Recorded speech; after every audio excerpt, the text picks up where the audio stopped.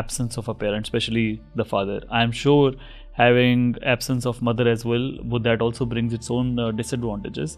लेकिन I was reading Dr. Jordan Peterson on this कि there should be forced marriages.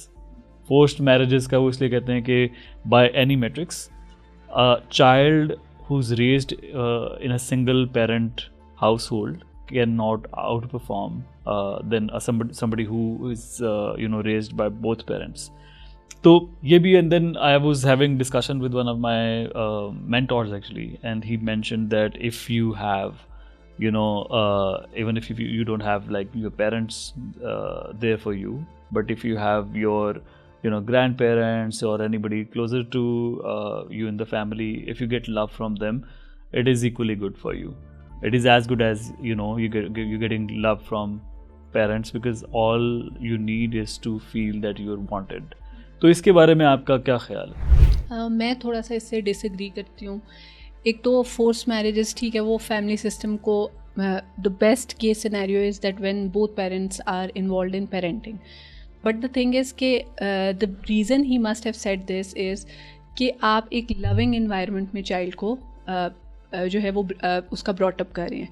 But when the other partner is toxic enough कि वो उस environment, अब आप देखें you must have heard at a lot of places कि अगर एक बीज है, जैसे आपने उसको मिट्टी में लगाना है, ठीक, बीज कितना भी अच्छा हो, मिट्टी अगर अच्छी नहीं होगी तो बीज नहीं उगेगा. ठीक है, तो इट्स लाइक वाइज कि आपने इन्वायरमेंट, जिस इन्वायरमेंट में बच्चा मौजूद है, अगर वो मतलब दोनों पेरेंट्स के साथ रह रहा है but the environment is extremely toxic, तो it is of no use. Such parent should be absent from the kid's life. The toxic or the traumatic parent should be absent from the kid's life. Right. So by that you mean like then in that case it's better कि rather than forcefully keeping the marriage intact, it's rather better कि वो better कि आप उसको जो है वो separate हो जाए. Even in any case like the kid is going to suffer. Exactly. In either case. In either case, kid will suffer even if he is staying with the with both parents, or if he is staying let's say in our culture जैसे with the mother. Suffer तो वो दोनों सूरतों में करेगा. अगर if there is a dysfunction. Yeah, if that's a dysfunctional family. Normally separation तभी होती है जब थोड़ी सी डिसफंक्शनैलिटी आ जाती है. अब यहाँ पे एक चीज़ आ जाती है कि जब आपकी सेपरेशन हुई है, what is the role of both parents, that also determines कि आपका बच्चा जो है वो उसकी क्या जो है वो नीड्स होंगी. क्योंकि जैसे आपने कहा कि father is also needed, mother is also needed, but a healthy father and healthy mother is needed. जो सेपरेशन होती है अनफॉर्चुनेटली उसमें पाकिस्तान में what I have seen is that it is war of ego. बच्चे जो हैं वो नज़र हो जाते हैं ईगो की वॉर में, और ऐसे बच्चे ज़्यादा वनरेबल हैं. ठीक है, जो सिंगल पेरेंट के साथ है, not because they are with a single parent but because they are a ping pong between both parents. ठीक है, हर पेरेंट ये प्रूव करने में लगा हुआ है. ठीक है, the mother wants the kid to accept कि उसका बाप बुरा था. ठीक है, एंड द फादर वो ही वॉन्ट्स टू प्रूव कि उसकी मदर बुरी थी. अब nobody is thinking about the child कि उसके लिए इरिस्पेक्टिव ऑफ जितना मर्जी बुरा बाप था, जितना मर्जी बुरी माँ थी, वो उसके रिलेशंस हैं. So, इसमें again like can you just explain it a bit कि जो if you are having a dysfunctional family और आप द बच्चा जो है वो पिंग पोंग है, तो क्या like can you just share a bit more on this कि जो आप नेगेटिव परसेप्शन देते हैं बच्चे को दूसरे पेरेंट के बारे में, how it negatively affects the kid. अच्छा, अब बच्चे के लिए तो आप भी वही हैं और फादर उसके लिए दोनों, अनलेस कि उसने बहुत ज़्यादा बहुत ही हाइट पे उसने जो है वो देखी है you know the abuse, otherwise उसको अपने बाप से भी मोहब्बत है, उसको आपसे भी मोहब्बत है. मैं मदर के पर्सपेक्टिव से बात कर रही हूँ. I believe you should be transparent. आप you should tell your kid के I feel this is this is how you should communicate. I feel your father has wronged me.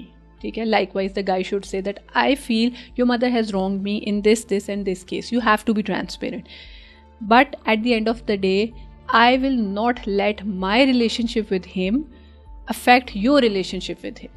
Your equation is different from my equation. ठीक है, कि यानी मेरा तो you know me and my husband, we are not related by blood, but you are related to your father by blood.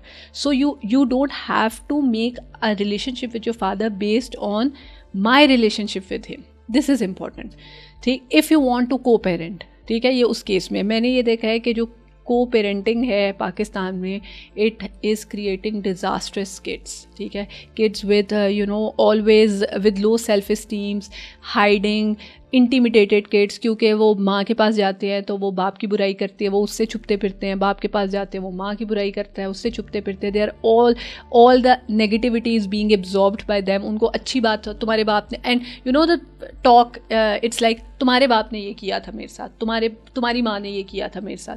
तो वो चीज़ जो है वो इतनी डेट्रामेंटल है. Then again they start finding things to soothe them, जिसमें drug ratio सबसे ज़्यादा इस तरह के बच्चों में होता है, जिसमें वो पिंग पोंग है कि पेरेंट्स जो हैं वो कॉन्स्टेंटली एक दूसरे को ब्लेम गेम कर रहे हैं, चाहे वो साथ भी रह रहे हैं उसमें भी जब वो अब्यूज़िव हैं एक दूसरे की तरफ, इन अ वे के they are making child the जज, कि तुम फैसला करके बताओ, टेक वन साइड, या तो बाप की साइड लो या मेरी side low.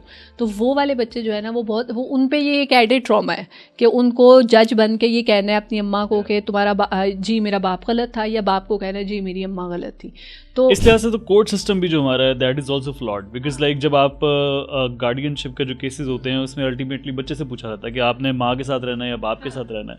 So that is not doing any sort of like justice to the kid. उसमें अब ये मुझे ये लगता है कि the reason behind was child की welfare is always the preference, which unfortunately वो उस तरह से होता नहीं है.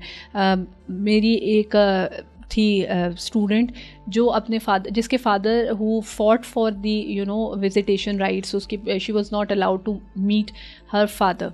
बट वॉट हैपन वॉज कि उसको इतना ज़्यादा नेगेटिविटी जो थी from her mother, that was so deep rooted in her that जब वो छोटी थी she started despising her father. और जैसे she met her father, this is what she told me कि मैं अपने बाप से जब मिली तो आई अब्यूज्ड हिम. मैंने उनको कहा कि you are a bad person, and that was the last day when my father met me. He didn't come after that, ठीक. And at that point she was 17 years old and she said that, and I regret that day. I wish I had not said him that because he was good to me. And that literally broke me कि कभी कभी हम अपनी ego की जंग में अपने बच्चे का कितना नुकसान कर देते हैं. क्योंकि obviously she had been told constantly, she was 9 or 10 years old by that time. तो ये चीज़ जो है इस तरह से जो आप वो बात कर रहे थे उनकी, तो मैं उसमें ये कह रही थी कि फोर्स मैरिजेस जो हैं उनमें ये है कि आप इन्वायरमेंट क्या दे रहे हो. Environment is very important. फिर आपने जो बात की कि दादा दादी नाना नानी का प्यार can not replace the love of a mother और father unless they are the primary care takers.